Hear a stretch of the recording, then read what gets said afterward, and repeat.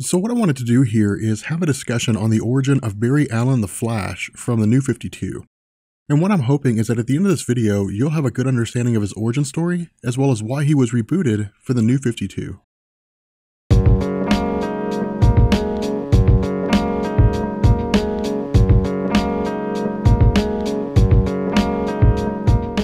So the origin for Barry Allen comes in Secret Origins issue number 7 from 2014 and The Flash issue number 0. As part of DC Zero Month in September of 2012, The Flash number 0 was one of a series of stories which celebrated the 1-year anniversary of the New 52 launch and focused entirely on the origins of DC's characters and teams. And conversely, Secret Origins provides us with an updated story for Barry Allen while simultaneously drawing on elements from the origin in Flash issue number 0.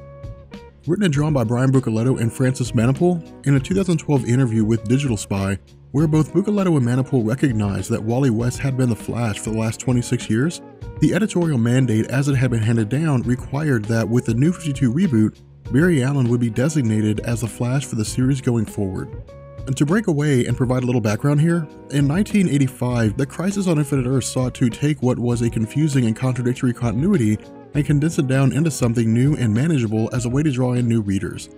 With Barry Allen having been established as a Flash in 1956 with DC Showcase issue number 4, going into the Crisis on Infinite Earths, DC viewed his character as a remnant of an older time.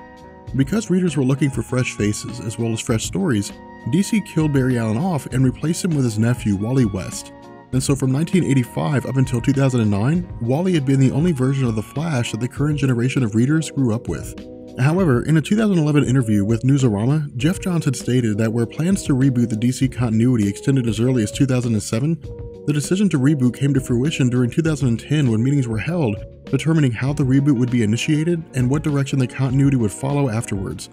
While I haven't been able to pinpoint any information indicating why Barry Allen was chosen to reboot the continuity, at the direction of DC editorial, Geoff Johns launched the 2009 Flash Rebirth event, which serves the purpose of retconning or modifying the history of the Flash mythos in two notable ways: the Speed Force and the death of Barry's mother.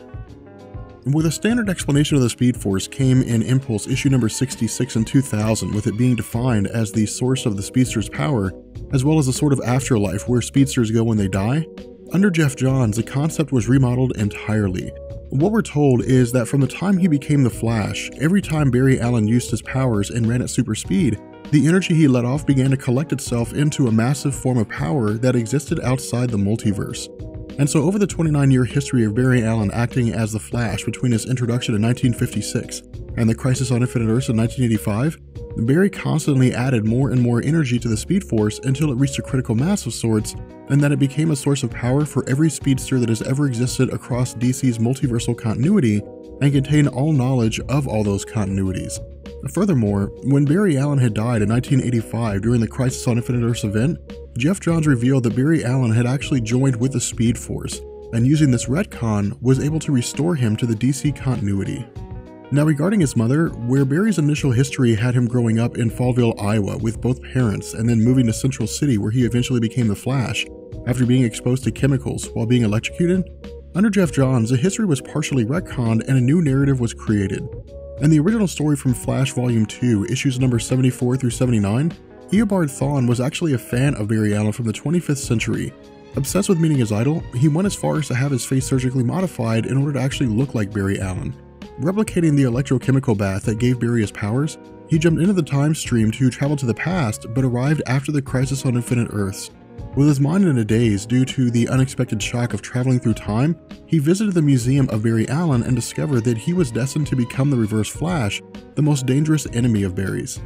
Becoming completely unhinged, his mind snapped, and as a result, he stepped into the villain that he was completely meant to be.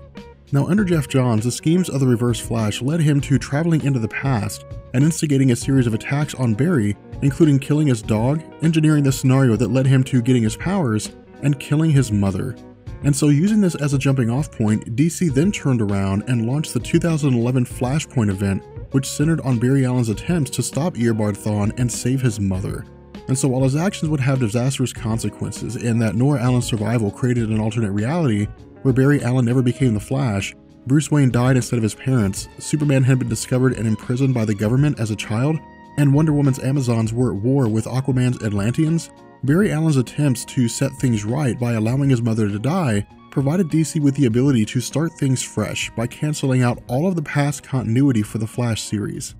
And so with Buccellati and Manapool heading up the New 52 Flash with issue number 1, their task became clear. Write Barry Allen in a way that could intrigue new readers, but also ensure older readers stayed on board.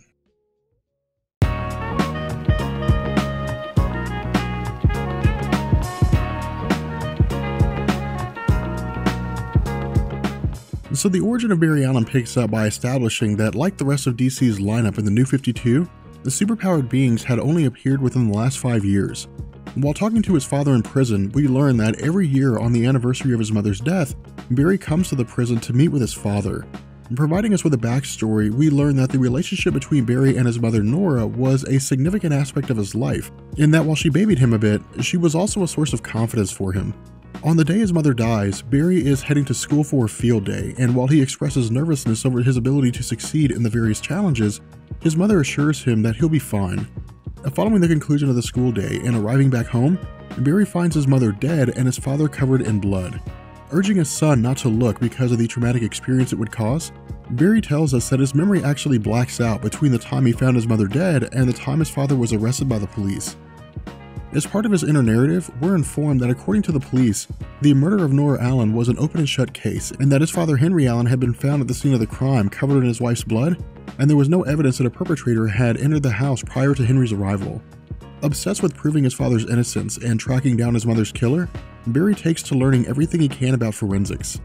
Folding elements of his origin story from 1956 into this origin, DC establishes that Barry has trouble with time management but ultimately graduates from college. In addition, we're told that where Nora Allen's death inspired Barry to get involved in forensics, by the time he graduated, his desire had transcended to ensuring that other families don't experience the same kind of pain as himself. Continuing the trend of taking aspects from Barry Allen's origin in 1956 and folding them into the story, we're shown that while working for the police force in the forensics lab and analyzing clues from the crime scene of his mother's death, a lightning bolt strikes a shelf behind Barry and douses him in chemicals. After spending time in a hospital, the doctor and attending informs Barry that where he initially had shown up with electrical and chemical burns, his injuries had healed in rapid time. Because he had entered the hospital of his own accord and the doctor saw no reason to keep him there, Barry's allowed to leave, at which point he comes to the realization that he has super speed. Running to various locations, including India, Barry comments that his experience in losing his mother and father at such a young age required him to grow up extremely fast. As a result, he learned that where life would tend to throw curveballs, the measure of a man is the decisions he makes and the impact that he has on the world around him. Deciding that his abilities are a gift, he begins a process of creating a costume for himself. As he tells us, where police officers have uniforms to establish themselves in a position of authority, the purpose of the Flash uniform is to establish his role as a superhero seeking to ensure the safety of Central City and its occupants.